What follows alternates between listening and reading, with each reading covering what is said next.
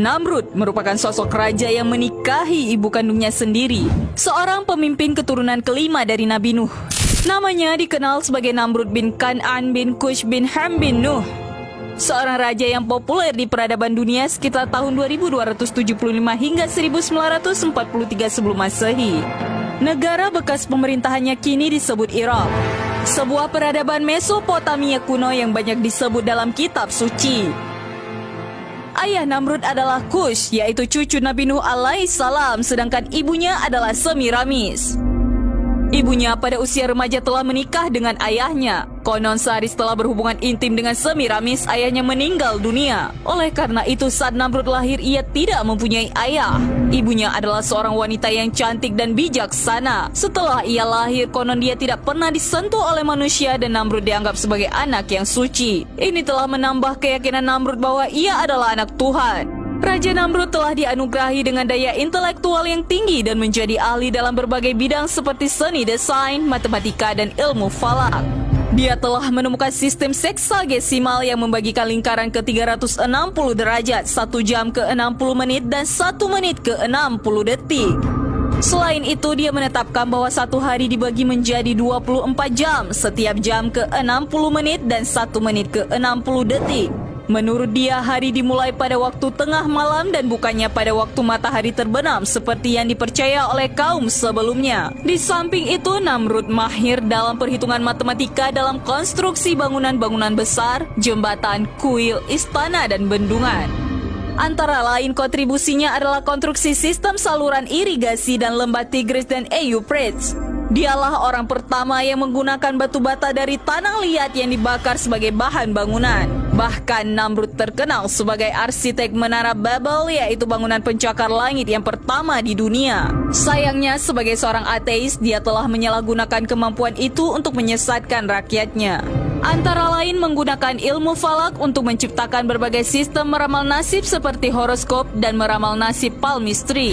Tujuannya adalah untuk menunjukkan bahwa manusia tidak perlu Tuhan karena manusia mampu memprediksi dan mengubah nasibnya dengan sendiri.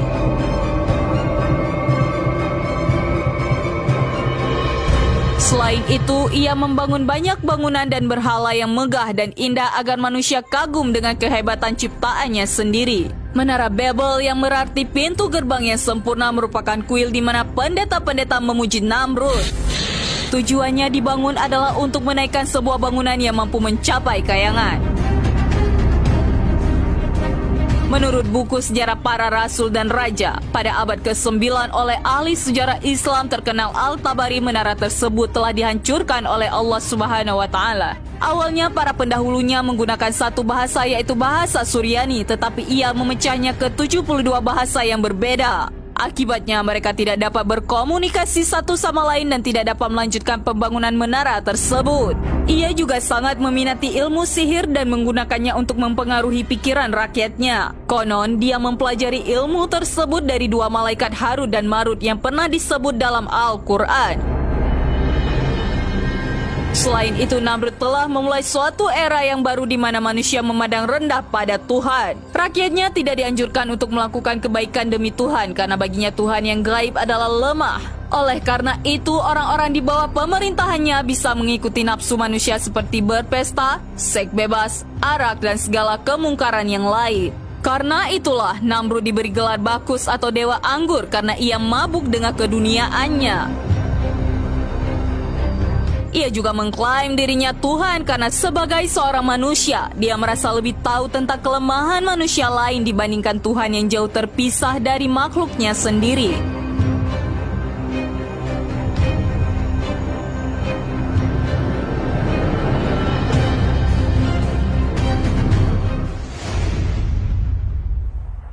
Kisah Raja Namrud menikahi ibu kandungnya.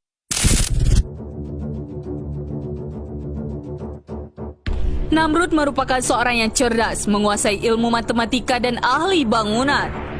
Salah satu karyanya yang terkenal sampai hari ini adalah Menara Babel, membangun kota Babel, Erek, Akkad, Asyur, dan Niniwi. Peninggalannya bisa ditemukan di Mosul atau Baghdad saat ini, dan Gunung Namrud yang tak jauh dari kota Adiyaman.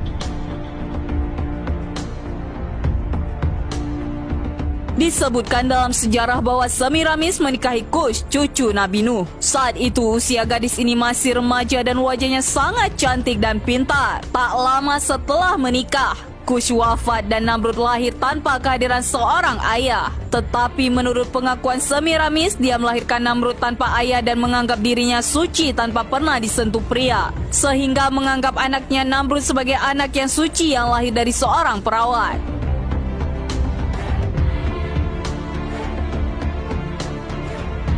Setelah Namrud menginjak usia dewasa, Semiramis sering tampak cemburu ketika gadis-gadis mendekati anaknya.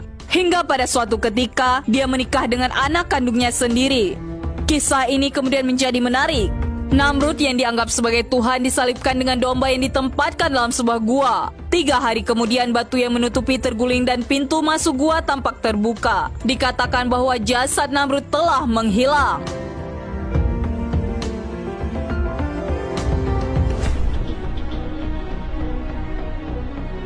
Peradaban mulai mengagungkan namanya menjadi Osiris, Isis, dan Horus. Sebagai bentuk dewa yang disembah dan dipuja pengikutnya, orang-orang Babilonia kemudian mengadakan upacara musim semi untuk memperingati kematian dan kebangkitan. Setelah 3 hari kepergian Namrud, mereka menawarkan roti bertuliskan lambang salib surya. Ibu sekaligus istrinya menyebarkan ajaran bahwa roh Namrud tetap hidup selamanya. Untuk mengingatkannya, sebuah pohon evergreen atau ditafsirkan sebagai bukti kehidupan baru bagi Namrud. Untuk mengenang hari kelahirannya, Namrud akan hadir di pohon ini dan meninggalkan bingkisan yang digantung di ranting-rantingnya. Penganut agama Pangan kuno, pohon itu disebut mistletoe. Pohon cemara adalah lambang kesuburan penting untuk upacara. Peradaban kuno percaya bahwa dengan mendekorasi rumah dengan kuil dan tanaman hijau seperti holly, ivy, dan mistletoe dapat membantu membawa cahaya matahari yang berkurang di akhir tahun. Mistletoe adalah tanaman yang paling sakral oleh pengikut druid. Tanaman ini sangat dihormati karena tumbuh di pohon oak. Kebiasaan berciuman di bawah mistletoe berasal dari gagasan kuno yang bahwa mistletoe adalah alat kelamin dari kayu oak. Jadi, diyakini bahwa pelukan di bawah buah yang berkilauan pasti menjamin pembuahan pasangannya. Selama berabad-abad, tradisi ini digunakan untuk merayakan pertengahan Saturnalia. Agama Babilonia yang diajarkan Namrud dan Semiramis terdiri dari 3 elemen, yaitu api, ular, dan matahari.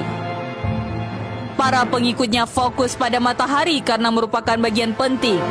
Sebagian besar mereka menyembah matahari dengan harapan mendapatkan cahaya yang berujung pada kesejahteraan.